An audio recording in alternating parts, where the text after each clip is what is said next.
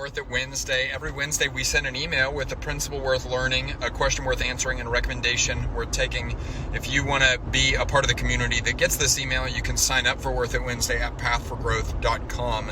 Today's principle is a leadership principle, and it's that your expectations can start in your head, but they shouldn't stay there. And this is related to a quote that I heard someone say years and years and years ago now that has just continued to stick with me.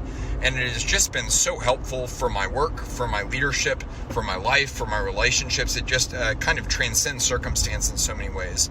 It's that unspoken expectations are front-loaded resentment. And I think that the reason why this quote is so powerful and this idea is so powerful is because there's a principle that's directly related to it that is true about human nature.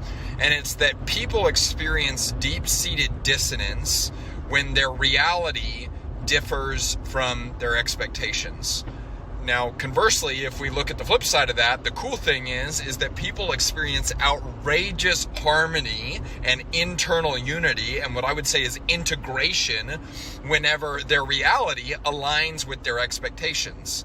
And so if we subscribe to the Jim Collins idea that leadership is 1% vision and 99% alignment, then a large portion of the 99% that is alignment that we should be focused on as leaders is aligning our expectations with our reality and doing the same for our team. But tell me if this sounds familiar to you. One of the things that I've recognized in leading and building this business is a lot of times I can be more clear about what deviated from my expectations and about what I didn't want to happen than I am clear about what I do want to happen and what my expectations actually are.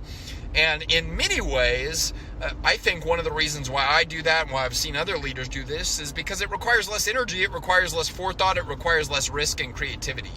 Because it's way easier for me to talk about what I don't want than for me to cast a vision of something that I actually do want. Because anytime we cast vision for a project, for an area, for a meeting, for a role, for a person, for a conversation, we're putting ourselves on the line for something, and it takes a lot of energy to actually picture what we want that to look like and what we want that to be. But what's so cool is if we actually start voicing our expectations of what we want for that meeting, what we want for that project, what we want for that role, what we want for that event, what we want for this quarter, when we actually start to voice and speak the expectations that are already sitting in the back of our head, bring them to the front of our mind, speak them, and then go one step further and put them on paper, well, then we give people the opportunity to be able to meet them.